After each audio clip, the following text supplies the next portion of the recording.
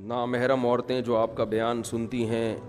جب آپ بیان میں مزاح کرتے ہیں تو وہ بھی ہنستی ہیں ہوں گی، اس کا گناہ صرف ان کو ہوگا یا آپ کو بھی ہوگا؟ یعنی بھائی ویڈیو نہ بنائے نا،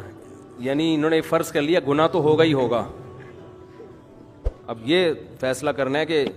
صرف مجھے ہوگا یا ان کو بھی ہوگا، تو پہلے آپ نے یہ فرض کیوں کیا کہ گناہ ہوگا؟ دیکھو نامحرم کا مطلب کیا ہے، نامحرم کی طرف طبیعت مائل ہو رہی ہو، وہ ناجائز میلان جسے کہتے ہیں۔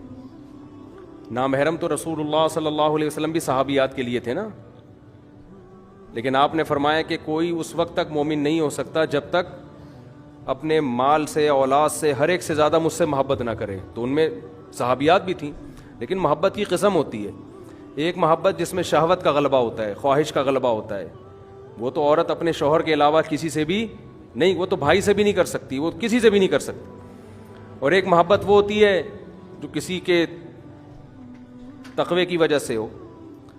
اور کسی سے عقیدت کی وجہ سے ہو، لیکن اس میں وہ خواہش کا غلبہ نہ ہو۔ اب رہا یہ مسئلہ کہ احتیاط اسی میں ہے کہ خاتون کسی جوان آدمی کو نہ سنیں تو زیادہ احتیاط ہے، کیونکہ آج کل فساد کا دور ہے۔ تو میں تو نہیں کہتا کہ جوان لڑکیاں میرے بیانات سنیں، کسی کو بھی ذرا سا بھی اندیشہ ہے کہ کوئی خدا نخواستہ کوئی نیگیٹو خیالات آ رہے ہیں، اول تو کوئی آنے کا، میں کوئی فلمی اداکار تو ہوں نہیں ہے، لیکن اگر کسی کے دل میں ایسی فیلنگ پیدا ہو رہی ہے تو بھائی اس کے لیے حرام ہے سننا، ہنسنا تو دور کی بات، سننا بھی حرام ہے۔ تو بعض دفعہ ایسا ہوتا ہے کسی کا میسج آ گیا، آپ کے بیان کا بہت زیادہ شوق ہے، دن رات میں ہی سنتی رہتی ہوں، مجھے اندازہ ہو جاتا ہے کہ یہ بیان کا اتنا شوق کسی کو ہوتا نہیں ہے، تو میں کہتا ہوں آپ نہ سنیں، آپ مولانا طارق جمیل صاحب کا سن لیا کریں، یا اور بڑے بڑے بزرگ ہیں ان کا سن لیا کریں، ہم تو ویسے بھی بزرگ نہیں ہیں۔ تو جہاں ذرا سا بھی فتنے کا اندیشہ ہو وہاں پابندی لگائی جائے گی۔ اب یہ کہ 4 عورتوں کو فتنہ ہو رہا ہے تو اس کے لیے 4000 پر ہم پابندی لگا دیں، یہ تو عقل کی بات نہیں ہے نا، یا میں برقع اوڑھ کے بیٹھوں یہاں پر، تو یہ تو نہیں ہوتا۔ مرد کو تو اللہ نے اجازت دی ہے جہاں چاہے جائے، عورت پر پردے کا حکم ہے،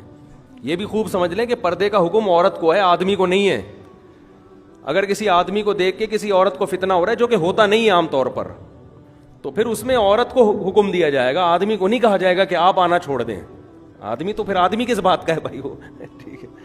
تو فتنے کا جہاں اندیشہ ہوگا وہاں جائز نہیں ہے، لیکن جہاں اندیشہ نہیں ہے تو وہاں لطیفہ بھی ہو اور حسین آئے تو وہ تو لطیفے کی توہین ہے نا۔ تو نامحرم کو بھی ایسی آئے گی، محرم کو بھی ایسی آئے گی، اس میں ہنسنے پر گورنمنٹ نے بھی کوئی پابندی نہیں لگائی، اللہ نے بھی کوئی پابندی نہیں لگائی، سمجھتے ہو؟